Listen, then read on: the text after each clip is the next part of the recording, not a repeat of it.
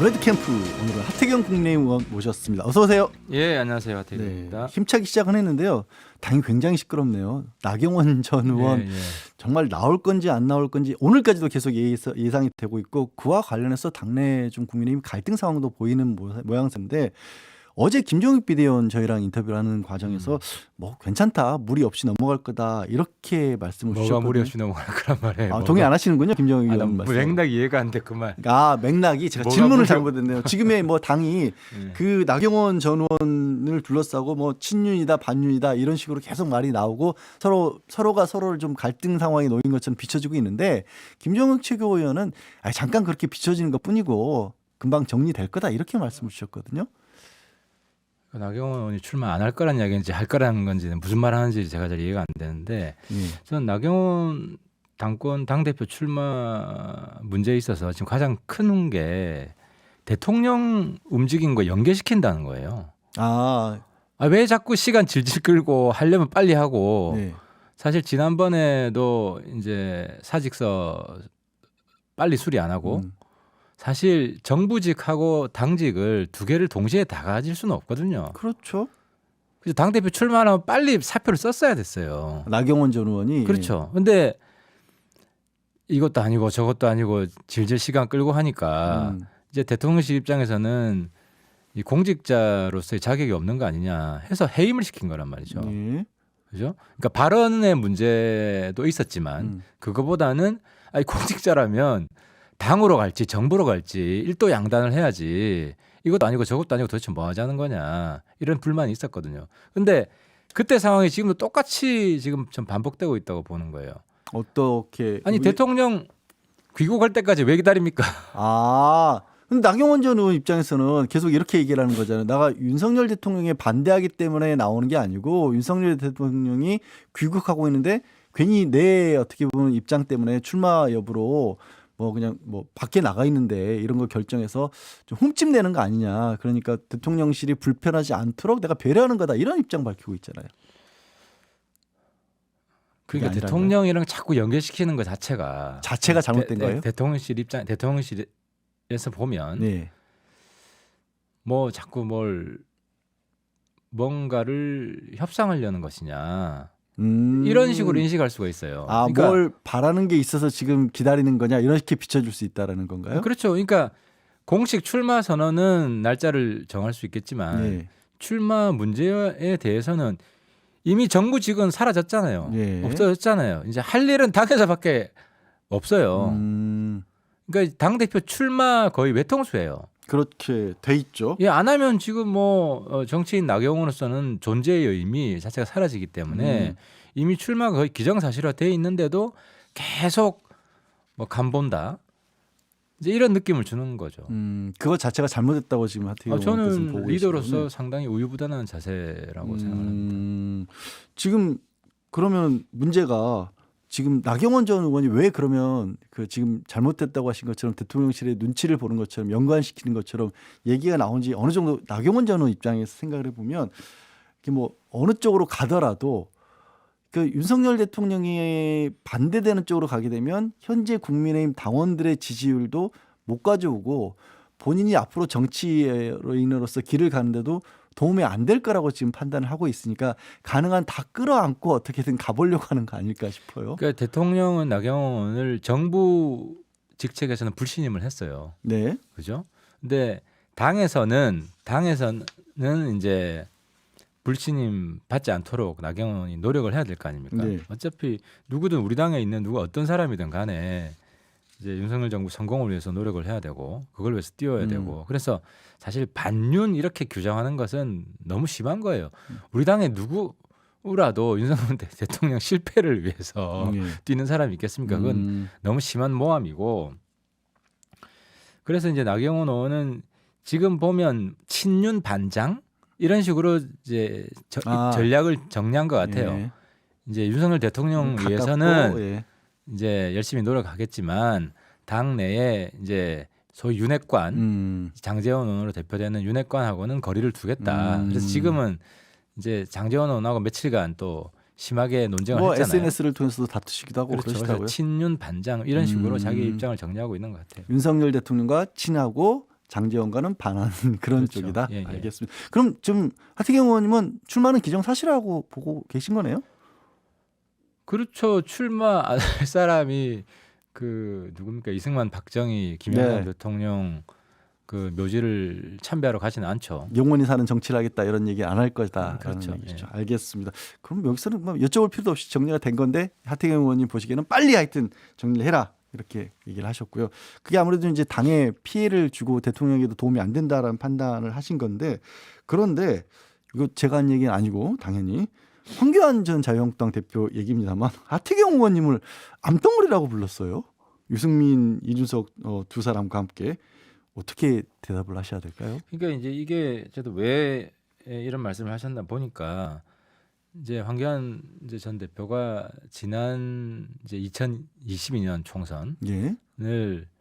2020년이죠. 2020년 총선을 부정선거라고 예. 규정을 했고 뭐 저나 이준석 대표나 그 부정선거 음모론 가짜뉴스에 놀아나지 마십시오. 이런 이제 비판을 했는데 예. 자기 주장에 동의하지 않는다고 이제 이런 얘기를 하시는 거예요. 맥락은. 예. 근데 이제 그게 다 옛날에 했던 말인데 이번에 이제 경선에 나와서 이제 예. 자기 관심을 끌어보려는 노이즈 마케팅이죠. 그래서 제가 뭐 큰 의미를 여기서는 심각하게 진지하게 대응 안 하는 게 제 입장입니다. 아니 황교안 전 대표야 노이즈 마케팅할 필요성이라도 있다고 치지만 지금 약간 일선에서 물러나 계시기 때문에 김기현 의원도 갑자기 이준석 전 대표를 끄집어내서 이준석 대표 때문에 전 대표 때문에 대선에 질 뻔했다라고 또 얘기를 하셨더라고요. 그럼 김기현 의원은 굳이 그런 말씀을 왜 하셨을까요? 일단 사실관계를 보면 예. 이제 대통령 선거 당시 후보죠. 윤석열 후보와 이준석 대표 간에 약간 긴장이나 갈등이 있었죠. 근데 그건 사실이죠. 그게 잘 봉합이 돼서 예. 오히려 시너지도 있었어요.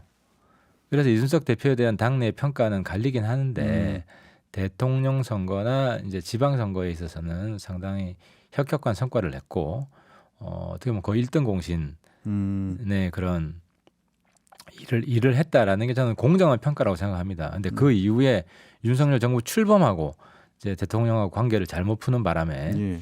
이제 당에서도 징계받고 또 불명예 사퇴하고 하는 일이 벌어졌는데, 근데 이제 뭐 김기현 대표 입장에서는 뭐 사실관계를 이렇게 좀 왜곡해서는 당 대표를 공정하게 수행할 수 있을까 하는 이런 뭐 비판도 받을 수 있다고 생각합니다. 김기현 지금 의원이 사실관계에 있어서는 정확하게 얘기를 못 하신 거다, 안 하신 거다 이렇게 보시는 그렇죠. 거네요. 제가 이런 것들을 뭐 김기현 의원도 여쭤보고 황교안 전 대표라든가 나경원 전 의원 이런 여쭤본 이유가 결국 이번 전당대회 때문인데 이번 전당대회가 국민의힘 입장에서는 이제 내년 총선으로 가는 길목 아니겠습니까? 네. 차기 지도부를 구성하기 위해서 현재 아직 뭐 선거에 들어가지도 않았지만 어쨌든 어떤 부분을 좀 주안점을 두고 국민의힘이 나가야 한다라고 보고 계세요? 그래서 저는 정진석 비대위원장이 얘기 잘했다고 보는데 우리 당에 반류는 없어요. 그럼 우리 당에 있으면 안 되죠. 진짜 없다고 보세요? 그렇죠. 그러니까 대통령한테 이제 쓴소리를 반류는 아니라도 반장은 있는 겁니까 그러면? 그건 나경원 의원이 반장 나경원 아닙니까? 의원? 지금 네. 열심히 싸우고 있지 않습니까? 네. 근데 이제 대통령 성공을 위해서 다들 노력을 하는데 네. 이제 쓴소리를 하는 분들이 있죠. 저도 가끔 하기도 하고. 네. 근데 민주주의 사회 아닙니까? 네. 옛날 왕조 시대도 아니고. 그럼 비판은 당연한 거다. 아니, 왕조 시대 때도 전하 통촉하시옵소서 하면서 왕한테 쓴소리를 했는데, 네. 그러니까 이제 쓴소리 가끔 하는 사람을 비윤이라고 하죠.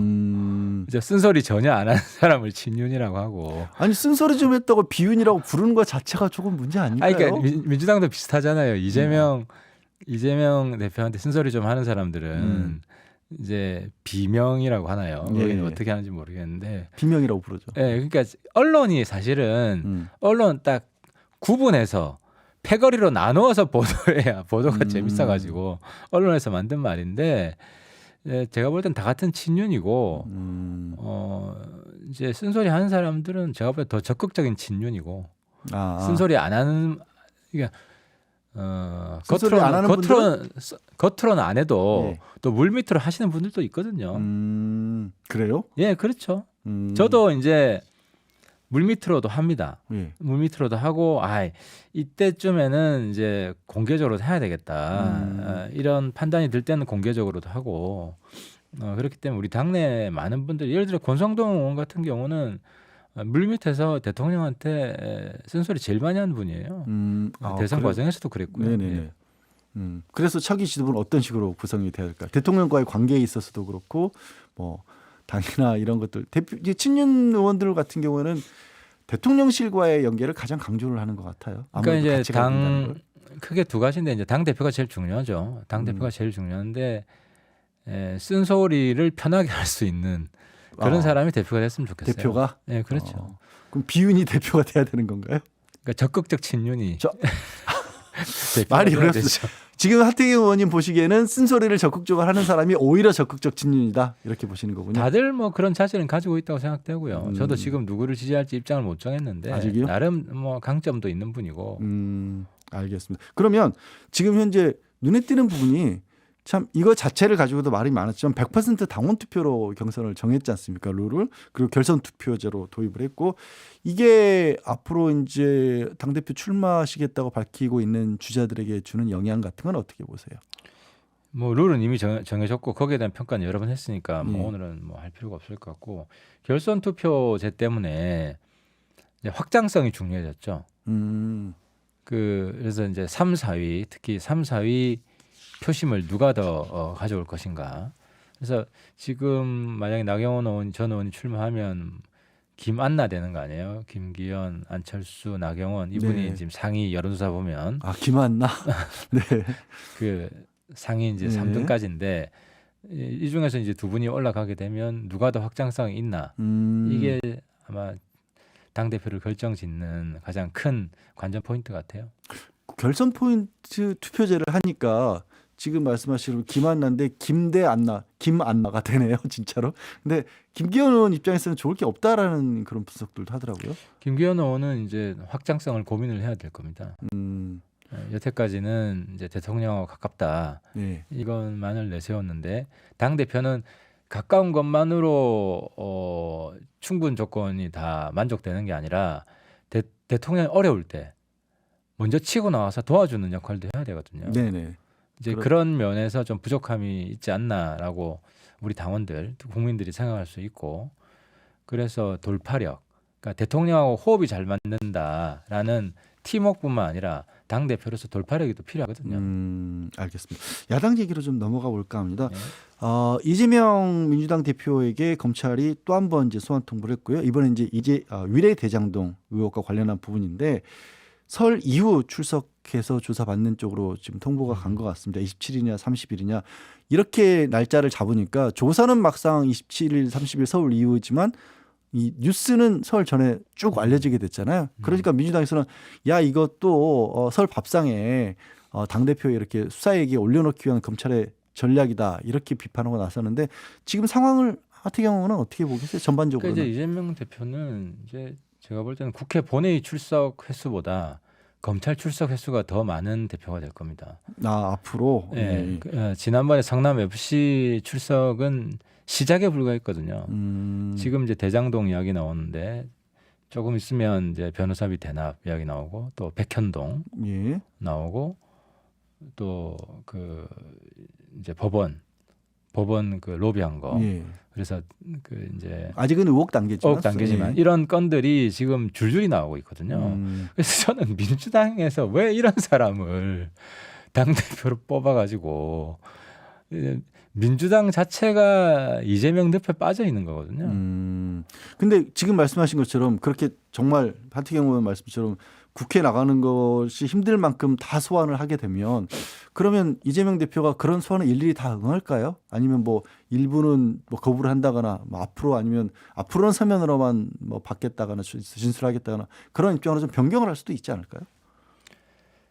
그 소환에 응하지 않게 되면 법원에서는 이 사람은 강력하게 범죄를 부인할 뿐만 아니라 이제 증거 인멸하려는 의지도 강한 것으로 판단을 합니다.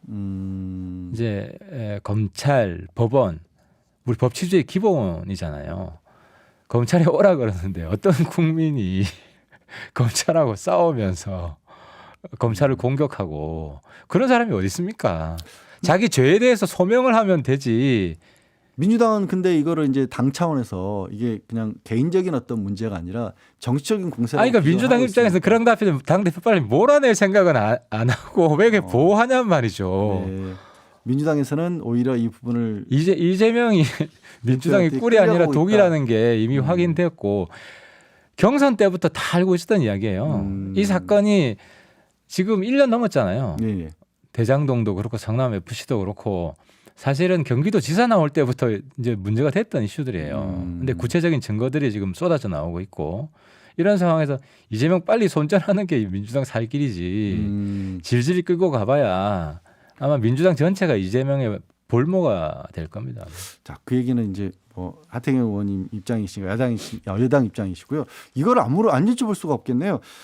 윤석열 대통령 해외 순방 중인데 이란이, 그러니까 아랍에미리트의 적이 이란이라고 우리 아크 부대 방문했을 때 그 말씀을 하신 게 이미 논란이 됐었고 이란 외무부에서도 공식적으로 지금 문제를 삼았네요. 한국 정부의 설명을 기다린다고 이란 외무가 밝혔습니다. 외통위원이시니까 윤석열 대통령 UAE의 적은 가장 위협적인 국가는 이란이고 우리 적은 북한이다. 그리고 UAE와 우리는 형제다니까 아크 부대 가서도 이 부분에 좀 신경을 써라. 이런 취지의 발언을 하는 바람에 이 논란이 불거진 거 아니겠습니까? 상황 어떻게 보고 계세요? 그러니까 이제 윤 대통령이 UAE의 적 하다가 아니야 정정한 거예요. 그래서 UAE의 가장 위협적인 국가는 이란이다. 이게 윤 대통령이 하고 싶은 말씀이었어요. 네. 그래서 이제 적이라는 표현은 지금 남북 관계가 굉장히 특수하고 핵 보유하려고 하고 있고 이런 상황에서 이제 우리가 북한에 대해서 적이란 말을 쓰고 있지만 가급적 외교 관계에서는 안 쓰는 게 좋습니다. 그래서 우리도 북한에 대해서도 적이란 표현보다는 이제 최대 위협 국가, 최대 위협 뭐 헌법상 우리 국가니까 어떤 최대 위협 이런 식으로 표현하는 게 앞으로는 더 적절할 거라고 생각을 하고요. 그러니까 국내에서도 자꾸 적이란 단어를 쓰니까 외국 나가서도 이 말을 지금 쓰고 있거든요. 또 한 가지는 이란은 요즘 너무 심해요. 저는 이란 아니 뭐 어쨌든 그렇긴 하지만 앞으로는 이게 안 될 걸로 가야겠네요. 오늘 말씀 시간 관계에서 어쩔 수 없이 여기까지 하겠습니다. 고맙습니다. 레드캠프 하태경 국민의힘 의원이었습니다. 예, 감사합니다.